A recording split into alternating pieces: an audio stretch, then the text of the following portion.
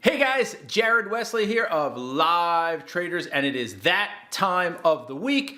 It's lecture time, and this week's topic is on expectancy. In fact, many of you out there probably don't even know what expectancy is, but if you don't have a positive expectancy, you will never be a profitable trader. So I thought this week's lecture topic was very appropriate so that you guys can hopefully take your trading to the next level. There are too many traders out there that just wing it, and they don't understand that without a system or methodology or something that has a positive expectancy, you're not going to be successful in this business. So a lot of people will talk about batting average. In fact, you see a lot of Google advertisements like, oh my gosh, my picks win 93% of the time. So what? What if you lose more on the 7% of the time you're wrong than you win on the 93% of the time that you're right?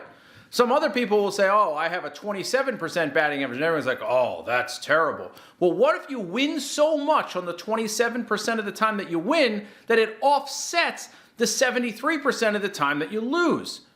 Imagine that. And that is where expectancy comes in. Most of you, like I said, probably don't even know how to calculate expectancy, let alone what it even is.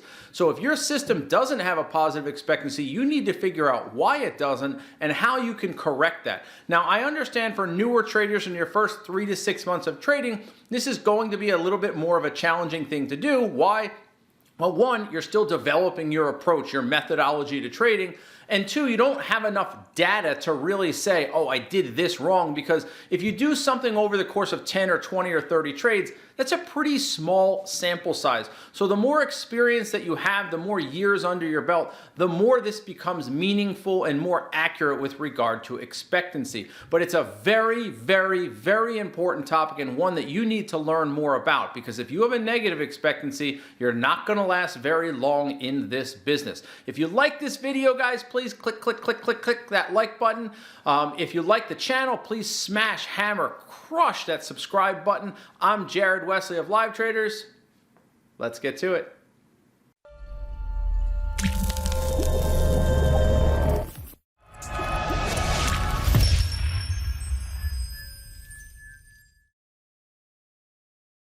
This week's lecture topic is, do you believe in the odds? Well, the truth of the matter is, the answer to that is no, you don't.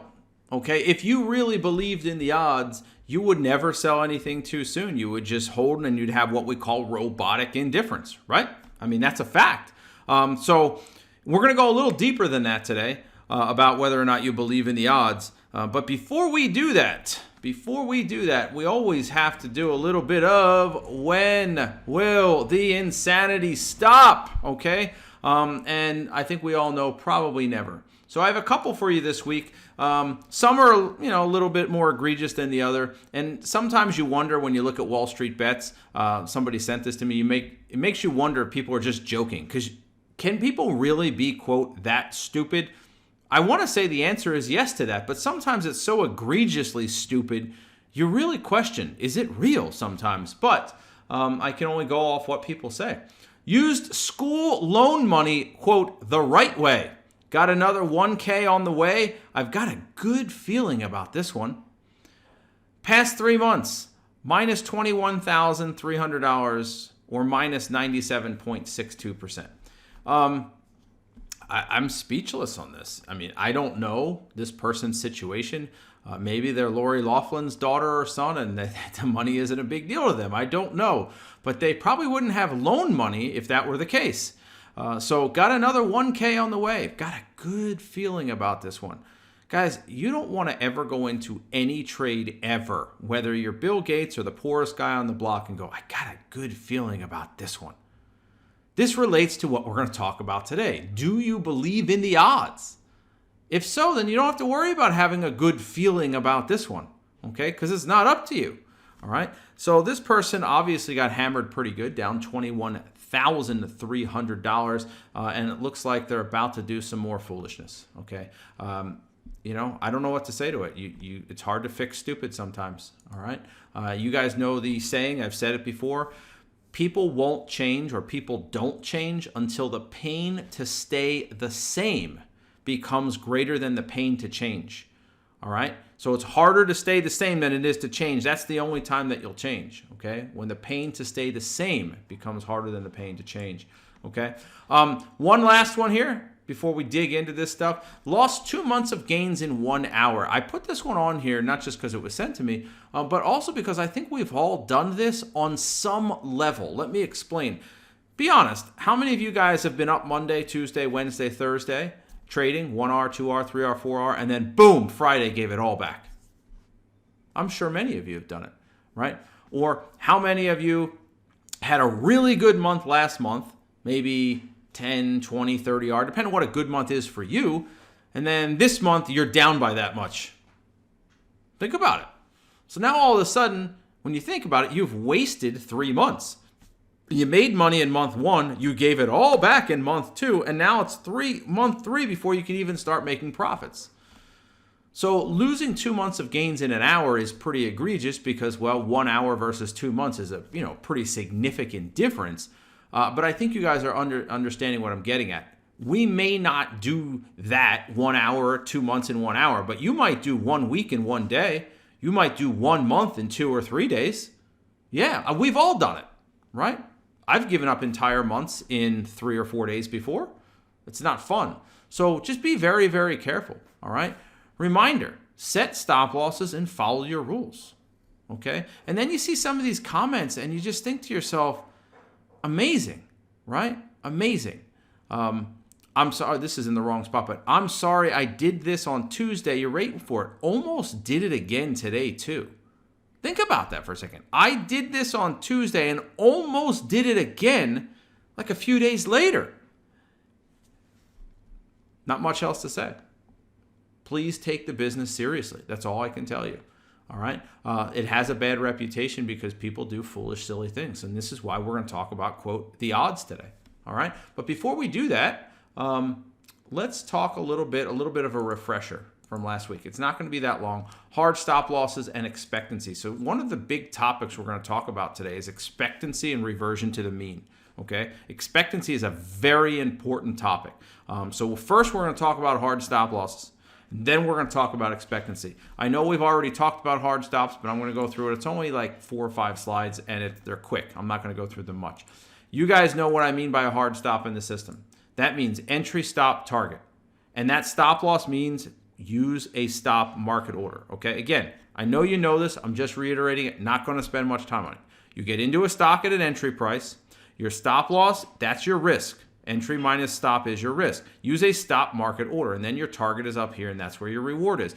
All this comes back to, do you believe in the odds? It all comes back to having a positive expectancy, okay? But please, the only way you're going to get a positive expectancy is if you have a methodology or a plan, and part of that plan absolutely must entail some form of money management, preferably having a hard stop in the system. Don't believe all these fool idiots out there, and I do mean idiots. They're like, I don't trade with a stop loss. You're an idiot if you don't trade with a stop loss. Now, again, if you're staring at the screen and then you get out right at a certain price point, I don't agree with it, but that's okay. But if you're actually trading without a stop loss, literally meaning you don't know what your risk is, you're a fool, because the market will ultimately catch up with you. You might get lucky for a month. Heck, you might get lucky for a year. You know how many emails I get from people like, yeah, I gave up my entire year last year. I thought I knew what I was doing, and then they gave it all back. It's unbelievable, okay? So I showed this again last week. A hard stop in the system means it's in your platform in case your platform goes down, in case your internet goes down, or you have an emergency, you have to leave the home, whatever it is. But you can see right there, this is a short play, but you can see buy to cover right there, 1,000 shares of 16. It's in the system, okay? Over here, it's in the system. You don't have to worry about it now, all right? Now you can go back to scanning for other trades and moving forward with your progress, meaning being more productive, okay? So use hard stops. And another thing, this goes for all trading except if you're doing a total market fund and you're more than 10 years away from retirement. You go, whoa, what does that mean, Jared? If you are trading the markets long-term for retirements, like 401ks, IRAs, that kind of stuff, and you're buying total market funds, VTI, VTSAX, VTSMX, or any other type of total market fund out there, you're just going to add to it every month and not worry about it. Add to it and not worry about it. Once you get 10 years away from retirement, then email me. We'll have the conversation. Okay? And what I mean by that is, other than that, you need stop losses. And if you don't think so, ask anybody who bought AIG 10 or 15 years ago how they feel about AIG today. Seriously, ask them. Okay? I don't know about you, but I don't think I want to own this at $1,600 because it's at $38.42 as of yesterday. I don't know what it's doing today, but get your head out of your ass. You need to have a stop loss, okay? Another example, in case you thought, oh, GE on the monthly. I don't know about you guys, but I don't really want to own GE, I don't know, ever in the last 20 years. Literally, ever. Maybe if you bought it at the bottom here at $10 and sold it at $30, you did okay, but look, it's all the way back down. This is dead man walking, okay? GE is done. So even if you're swing trading, even if you're core trading, you have to have a stop loss. For example, if you bought GE right here at $35 back in 07 or 08, your stop loss is going to be right around 30 bucks. Your target's going to be up there around 50. 3-to-1, 4-to-1 risk to reward. Guess what? Taking a stop loss at 30 feels really freaking good right now, doesn't it? Let me repeat that. Taking your stop loss at 30 feels really good right now, doesn't it? And if you didn't, guess what? It took 8 years just to get back to your original stop, not the entry, your original stop. How dumb are people? How foolish are people?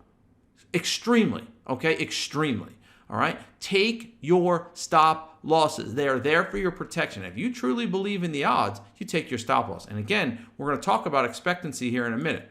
Oh, here's another one because those were just flukes. Citigroup. I don't know about you guys, but I don't really want to own Citigroup. Even 10 years ago, it's just a dog. Put a stop loss in. If you bought this up here at $500, your stop loss got to be around $425, and you'll be happy you took it, wouldn't you? Because if not, you're holding the bag, and the bag, it's getting lighter and lighter and lighter and lighter, and that's your account that you're feeling, not the bag, it's your account. Okay? Oh, and we'll do one more because it's the opposite. Not all trades do this. Not all stocks do this, and what happens if you were foolish enough to short this? Let's say you had a triple top and you're like, you know what? I'm going to short this thing at 50 bucks, right? I think it's a foolish decision, but let's say you wanted to short MNST at 50. And then you don't take your stop loss. You're like, oh, this thing's going to break 40. It comes down to 40. You don't get out. It keeps going back against you. Chops around against you. Now it's at 85 bucks. It's just dumb. Wouldn't you rather take a 1-hour loss like, okay, guys, I lost 500 bucks. I lost 1,000 or 2,000 bucks versus holding a bag and being down $50,000 or $100,000 on something? Oh, it's just insanity, isn't it? That's why most of those are part of when will the insanity stop, okay? So please, please, please don't do those things. That's just foolish, okay? It's just foolish. By the way, I put in MNST up here. Why? Well, because this is, and I didn't know this, I did not know this, this is the single best performing stock in the S&P 500 over the past 20 years. Did you guys know that? Monster Beverage Corporation, as of, I think this is a year ago perhaps, it's up 82,000%. Why is that important? Because it's up triple what the second place stock is in the S&P. Triple what the number 2 stock is in here. Pretty unbelievable, right? Pretty unbelievable. But anyway, the point of me telling you all this is that not every stock does this, right? I know that you guys want, hope, and expect stocks to do this, but guess what? Sometimes stocks do this. And then the problem with this is you're left holding the bag. This isn't like, oh yeah, I'm going to lose a little bit of extra money. You're going to lose a lot of extra money. By the way, guys, just FYI, I don't usually stop lectures, but I'm going to raise my stop on Tesla. Okay. I'm up, I don't know, what do we have here? Hold on one second. Up about $1,000 on this. We're not at target yet. So raise your stop on Tesla. And let's get back to the lecture. Okay. Make sure that comes up. All right. So, not all stocks do what you want, hope, or expect them to do. Being wrong is part of trading. Okay? Being wrong is part of trading. Deal with it. Okay? Deal with it. So now, let's talk about expectancy. All right? Let's talk about expectancy. Go Tesla. If you're in Tesla, raise your stop. 457 area. Got it? We just about hit target there on Tesla. Okay? All right. We got to get back to the lecture. I don't have time to be horsing around like this. Okay? Yeah, pretty much 2R. I mean, it just missed it for me by a couple pennies. But yeah. All right. Let's get back to the business here. Is your approach profitable? It's very, very, very, very important. I mean this. If you don't have a profitable approach, you need to ask yourself why. Okay? And this is something to be very clear. You will not know until you have at least 6 to 12 months of experience. Your first few months, you're just not going to know. You just won't. I mean, you're still figuring out your trading plan. You're still figuring out your trading approach. You're still figuring out a lot of those things. Okay? So point I'm making is expectancy is very, very, very important to traders, but most people don't have any idea what their expectancy is. So first and foremost, let's talk about expectancy, okay? Odds and statistics are something we talk a lot about, right? So for example, I just threw this out there just to make a point. For example, if you flip the coin 100 times, the probability of getting 60 correct guesses out of 100 is 2.8%. Which means if you do a large enough experiment of flipping 100 coins, about 1 out of every 35 experiments. Go Tesla. I think I'm out Tesla, guys. I think it just hit my target, I think. Yep, I'm out. Good job, guys. Well played on Tesla. Nice job. All right, well done. I'm out Tesla. Full target. All right, so Tesla hit target. Boom. We'll take it. All right. So odds and expectancy are very important in trading. See, some people will come out and say, well, it's just a flip of a coin anyway in trading. And it's not, but even if it were, does that mean you can't make money? If trading were literally a coin flip, does that mean we can't make money? No, that doesn't mean that at all. Now, trading is not a coin flip. You should be better than a flip of a coin in trading, okay? But that's not what you think it is. You're thinking, oh, well, that has to be 50%. That's the flip of a coin. Not exactly, okay? And we're going to talk about that, okay? We're going to talk about that. So Van Tharp, if you guys out there don't know who Van K. Tharp is, Dr. Van Tharp, you should read some of his material. He's got Super Trader, Trade Your Way to Financial Freedom, Trading Within the Matrix, I think it's called. And by the way, guys, Tesla looks like it's going to rip here. Once it gets over 465, it might see 500. But my point I'm making is he does a great job talking about risk units, R value, expectancy. I think he's one of the most respected people you can learn from if you're looking for a good book to read. Trade Your Way to Financial Freedom, Super Trader, etc. So I'm going to read this briefly. I won't bore you with it, but your trading system should have a positive expectancy, and you should understand what that means. The natural bias is that most people have is to go for a high probability system with high reliability, right? We're all given that bias or that need to be right. We're taught at school a 94% or better is an A, and a 70% or below is a D or a failure, etc. Nothing below 70 is acceptable. So everyone is looking for high reliable systems or entry systems, but it's expectancy that's the key. And this is so important, guys. I'm deviating here for a second. You don't need 70%. You don't need 94%. You don't need any of that because you have to understand expectancy. And the real key to expectancy is how you get out of the markets, not how you get in. I want to repeat that. It's not how you get in, okay? It's how you get out of the markets, okay? How you take profits and how you get out of a bad position to protect your assets. The expectancy is really the amount you'll make on the average per dollar risk. Don't worry, I'm going to explain it. If you have a methodology that makes you 50 cents or more per dollar risk, that's outstanding. That's superb. Most people don't, and he's right. Okay, that means if you risk 1,000 and you make on average $500 for every trade, that's averaging winners and losers together, which means for every trade you take, you make $500. So this has nothing to do with batting average. Everyone's like, you ever notice on all these stupid Google ads, My batting average is 97% winners. I haven't lost a trade in 12 months. Or all this garbage. None of that matters. Do you guys realize that you could have a 99% batting average and still lose money? You realize it's possible? Sure, it's unlikely, but it's possible to have a 99% batting average and lose money. It's possible to have a 1% batting average and make money. You guys are focusing on the wrong things. And this is why I asked, the title of the lecture is, do you believe in the odds? Do you really believe in the odds? Okay, so let's talk about it.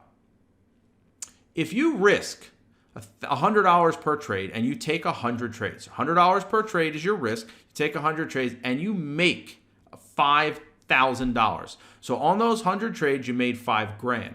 Okay? You have an expectancy of 0.5. This means that you make $50 for every trade you take, period, including the losers, right?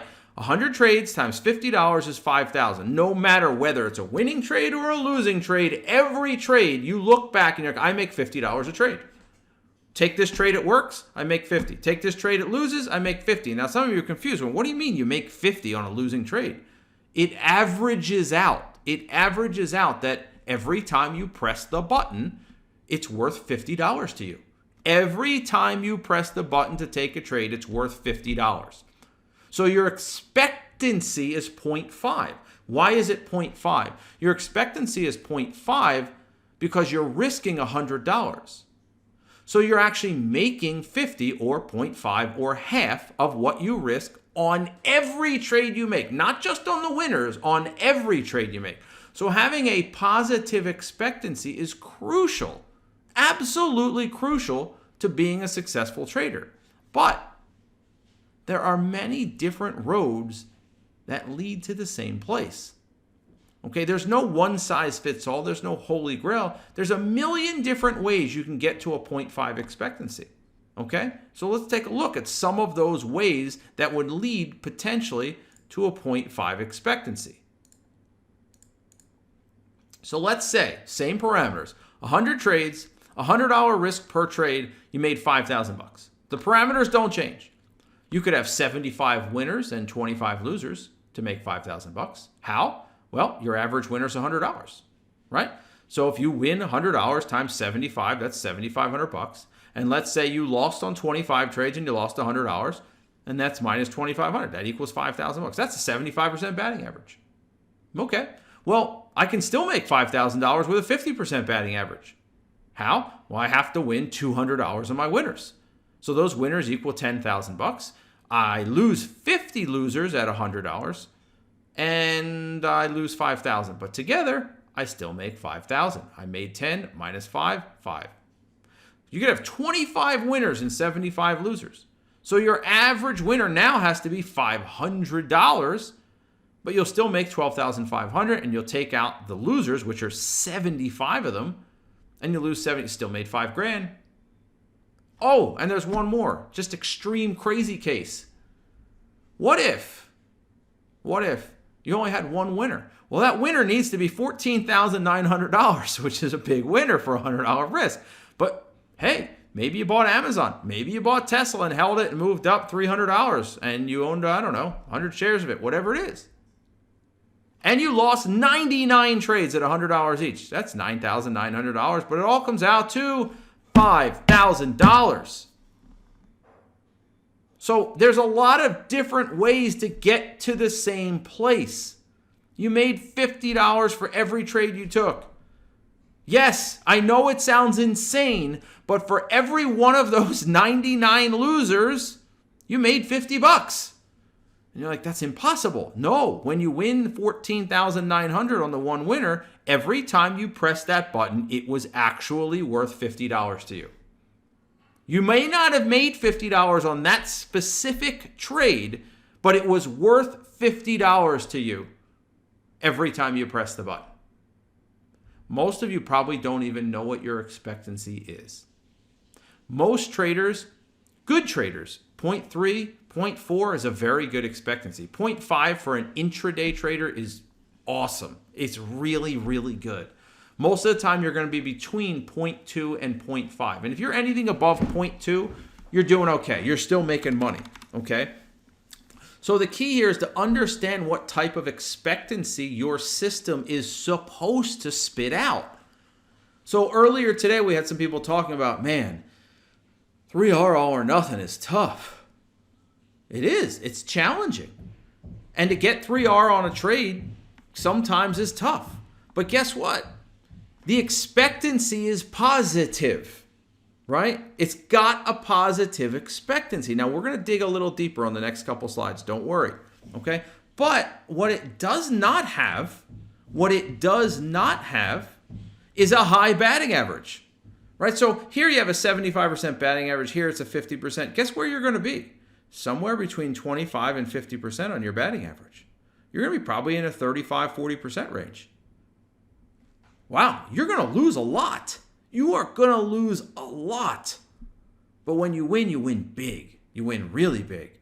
And it takes out a lot of losers. Every winner takes out 3 losers.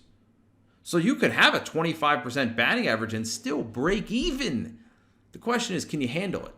Can you mentally handle losing 60, 70% of the time? Can you? Maybe, maybe not. I don't know. Everybody's a little different. I can't. That's why I don't do it. I need an approach that has a positive expectancy, but also a relatively high batting average. That's my rub. That's my balance. So let's take a look. Again, potential pitfalls. All right? And this is very important. Potential pitfalls of expectancy. Well, the number of potential opportunities. How good of a scanner are you?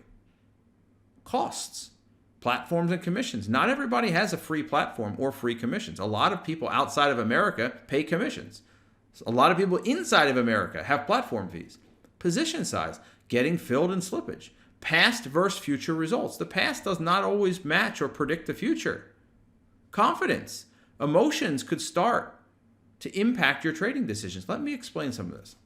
So some people will say, potentially erroneously, okay, well, if I have a positive expectancy and I take 50 trades a month, well, that would reason to suggest if I take 100 trades a month, I'll double my money. I'll repeat it. Some of you missed it. If you make X amount on 50 trades a month, say you make $10,000 on 50 trades a month, you might be thinking to yourself, well, if I take 100 trades a month, I'm going to make $20,000. All things being equal. But all things might not be equal. There might be a reason 50 trades a month might be your sweet spot to where your expectancy stays high and your batting average is reasonable.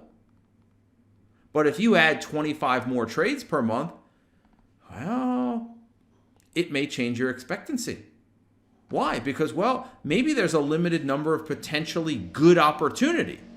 Maybe there are more opportunities that you're missing, and maybe it's okay to add 10 or 20 trades a month. Or maybe, and you don't even really know it, you've maximized the potential opportunities out there. Now, I'll be honest, most traders probably haven't maximized the potential opportunities out there, but maybe for your level of scanning, you're only good enough to find 2 decent trades a day. Maybe you're not good enough to find 4 decent trades a day. You're not there yet. So that might mess with your expectancy. Okay? Commissions. Some traders, the more they trade, the higher their commissions go, and they don't make up for those commissions. Or the more shares they buy, the higher the commissions get. Okay? What about position size? Some people reason, well, if I can make $10,000 on $500 risk, well, I should be able to make $20,000 on $1,000 risk. That sounds really good. It sounds logical. Till you realize, well, now you're needing double the amount of shares. Double. So what you needed 1,000 shares on, now you need 2,000 shares. Well, now getting filled becomes harder and slippage becomes bigger, and now you're starting to mess with targets a little bit. Also, what about, well, I made 20R or $20,000 the last 2 months in a row. So that reasons to suggest next month I'll also make $20,000. Why? Because I did it before. Well, next month has nothing to do with this month.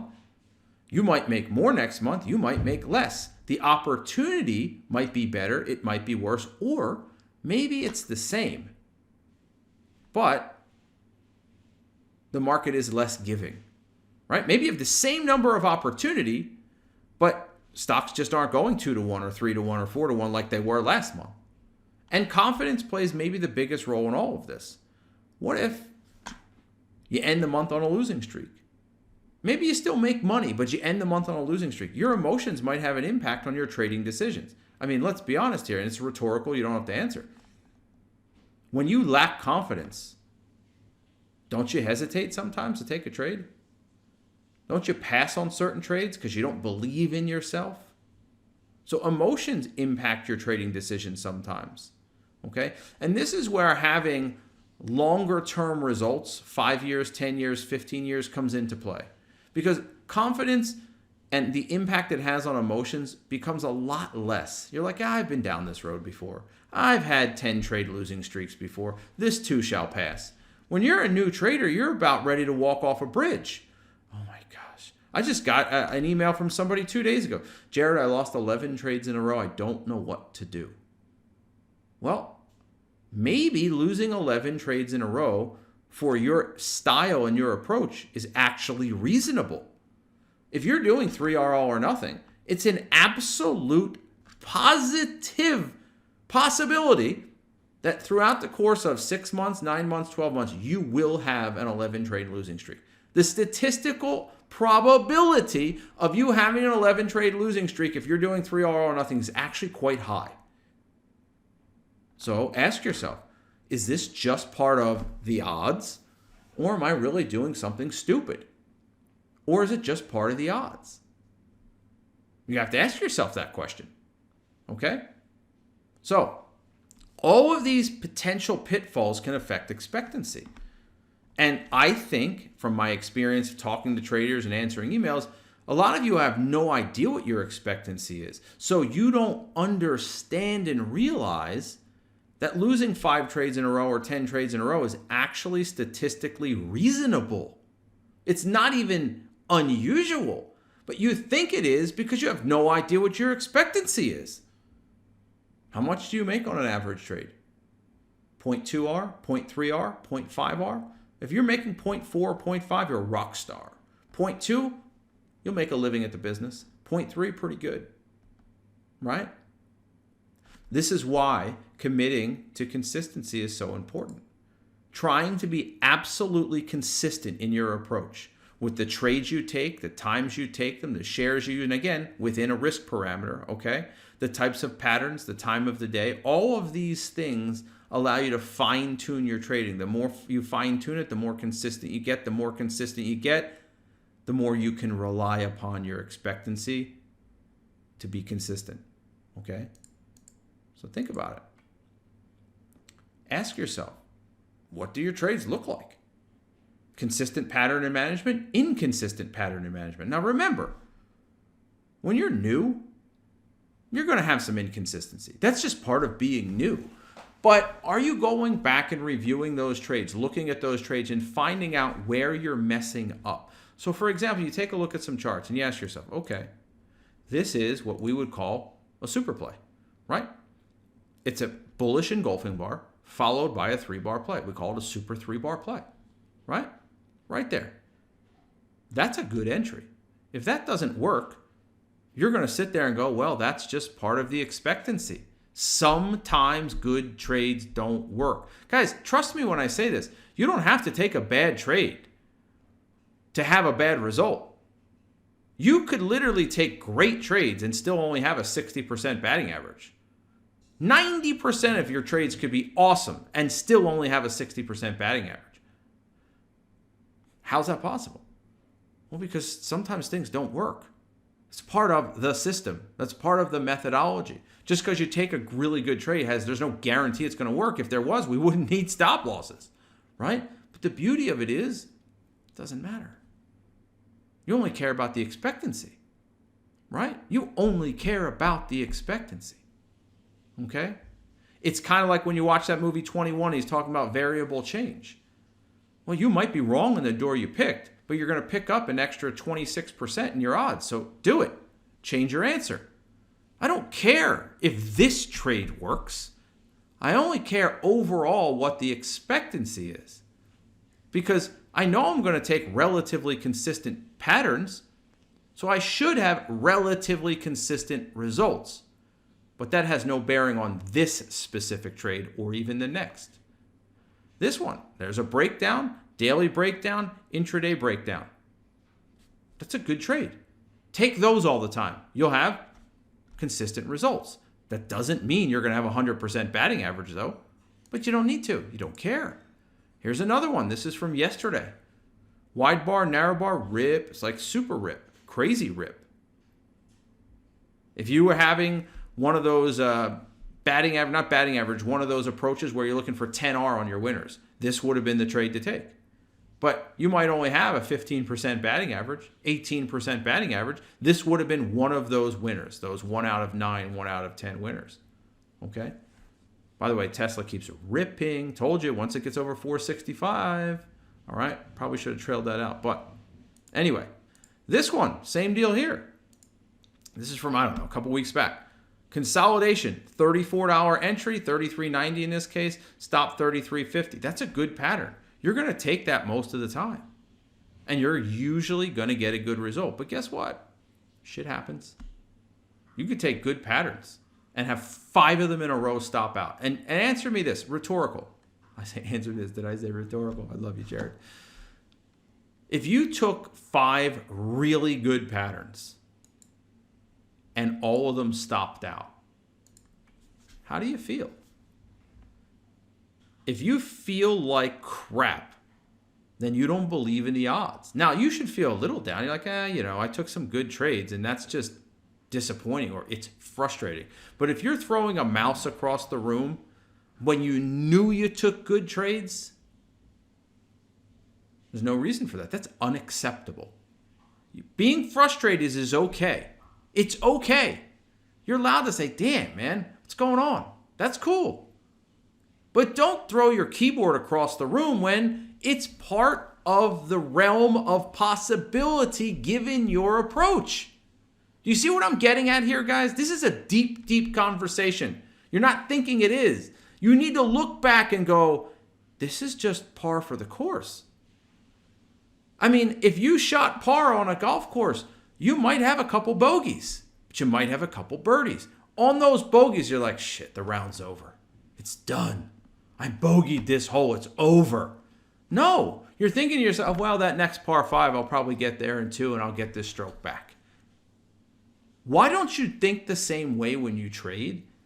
Because you don't know what expectancy is. You don't understand what your edge is. Most of you just don't understand it. You really don't. You don't understand what your edge is. So how could you know to be happy or upset when something good or bad happens? Nobody questions exactly, Ollie, when you win 5 in a row. Oh, I'm just that good. Maybe you were lucky. Maybe you were just that good. Or maybe we're going to talk about reversion to the mean. And I'm going to use me as your example. Okay? So, not including today, I made $1,000 today. Okay? I made $1,000 today. Not including today. This is what my last, I don't know what this is, 15, 16 trading days look like. Okay? These are my last 16 trading days. Now, the point of mean reversion or reversion to the mean is what? When you get on a down streak that's really bad, you'll probably have a hot streak to make up for it. Vice versa, when you have a really good hot streak, you're probably going to have a little bit of a down run to bring you back to the center. Does that make sense? So if you have a 50% batting average, and right now you have an 87% batting average over the last 2 weeks, guess what you're in for? Yeah, that's right. A couple weeks of 35% batting average or 30% batting average. Now, don't get me wrong. There are times when you just have an awesome month, period. And you're like, man, everything keeps working. And you might end the month with a 75% batting average. That happens. They're called good months, okay? Every year, you have 12 months. You're going to have 3 really good months that are outside of the range. You're going to have 3 really bad months that are outside of the range. And you're going to have 6 months that are right in the range, right? That's the way my years typically are. Now, again, sometimes it's 4 good months. Sometimes it's 2 bad months. Sometimes it's vice versa. It just depends on the year. But mean reversion is a very real thing. So for me, on an average month, I generally have 15 up days, 5 down days. And sometimes this is 14 up days and 6 down days, but it's usually within that range, okay? 13 to 16, okay? If I'm above 16 up days, that's really good for me. Okay, if I'm below 13 up days, that's really bad for me. I'm usually in that range, okay? So that would be an average month. So after 10 consecutive up days, the past 6 days, not including today, have been 3 up and 3 down. Well, 3 up and 3 down for me is terrible when I'm up 75% of the time. I'm up 75% of the time. So being up 50% of the time flat stinks. But guess what? The 10 days prior to that, I was up 100% of the time. And what did this do? Put me right back, smack, reversion to the mean. Now, if you took all 16 days, I'm 13 up and 3 down. Oh my gosh, you're smack dead exactly where you're supposed to be for a normal month. And this relates not just to trading days with regard to your P&L, it also relates to individual trades. If you had 10 winning trades in a row, guess what? You're in for a losing streak. It may not happen yet. You might go 15 consecutive trades, 16, 20 consecutive trades. But mean reversion is a very real thing. It's a very, very real thing. So I started November in the first 6 trading days on an average $949 risk, okay, up $11,388. That's good for me. 2R a day, that's really good for me because I don't make 40R a month. So if I made 12R in 6 days, that's good. But then in the next 6 days, what happened? Well, I lost 4.4R. Okay? I lost 4.4R. Okay? Now I'm up 7.5R. And that was as of yesterday, so you can add $1,000 to this. I'm up 8.5R. And that's a little bit below where I should be, but pretty close. When you consider we have what would normally be, because we have the holiday next week, what would normally be 6, 7, 8 more days left. I think we only have 7. All right? I'm close. I like to be around 10, 20R a month. 15R, 18R, 20R. That's me. Some people are better than that. Some people are worse than that. But that's where I like to be. I'm close to that pace. Reversion to the mean is very real. It's very interesting when you're on a losing streak how the world is ending and you don't think about expectancy. And when you're on a winning streak, you think you're just that good and you can do no wrong. And now you're giving advice to everybody. You ever notice that? How you're just giving advice to people? Oh, it's like, here's the best analogy I can give you for people that played golf. They stink at hitting their driver and their putter. They're the 2 clubs everybody focuses on, right? Drivers and putters. They go out after just sucking it up because, well, most golfers aren't that good. And they buy a brand new driver. And they have one good round of golf. And now they're ready to give other people lessons. Oh, man, I just bought this brand new driver. So the next round of golf, they're telling everybody in the foursome, man, I just bought this new driver. It's incredible, man. I mean, I shot like an 83 and I usually shoot a 93. Well, reversion to the mean is coming for you. You just don't realize it. Okay? You just don't realize it. All right? So this is a very important topic, guys, because most of you don't understand your expectancy. And even when you understand your expectancy, you think that you're actually 100% in control sometimes. What I mean by that is you don't realize there are times you absolutely get lucky and there are times you get unlucky. But it all comes out in the wash, as they say. You've heard that phrase, it all comes out in the wash. It happens. You will go through massive winning streaks and you'll have some bad losing streaks. Now for me, guys, losing 3.5R is nasty. This is the worst loss of the year for me. It's November. This is the single worst day I had all year. Now, fairness, 1,000 of that was a mistake. You guys remember I was trying to get out of a trade and I ended up shorting more or buying more shares. It should have been a $2,500 loss. Okay? And then to have the worst day of the year followed by one of my top 5 worst days of the year afterwards, damn. So even though it's only 3 down days, that's what? 4, 6.8 R in those 3 down days. That's massive. Massive. Okay? Oh well. I wasn't complaining when I was up 12 R in the 6 previous days, though, was I? It's just part of it. Take the good with the bad with the good.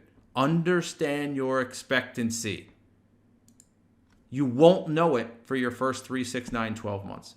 Until you have some actual data and results and a consistent approach, it will be hard to determine, at least with accuracy, what your expectancy is. Okay? And just remember, and there's a couple more slides left, but just remember, there's a lot of different ways to get to the same place. There's a lot of different ways to get to the same place. You need to find out which one of these ways is most suitable to your personality, because consistency is the only way you're going to move forward in this business. If you can't be consistent, you're going to have a very hard time. And what do we see every week with a lot of traders, or when will the insanity stop? Huge winners and huge losers. That's just erratic. That's all over the map. Find something that balances out your personality style. Okay? So again, understand what's required. You saw this last week. I'm refreshing your mind.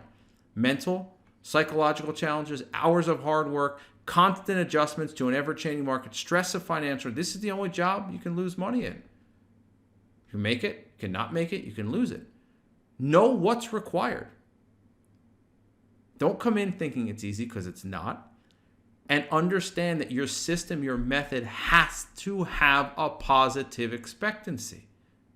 Okay? It has to. If it doesn't, you need to think about what it is you're doing wrong. And understanding what your expectancy is very important. Why?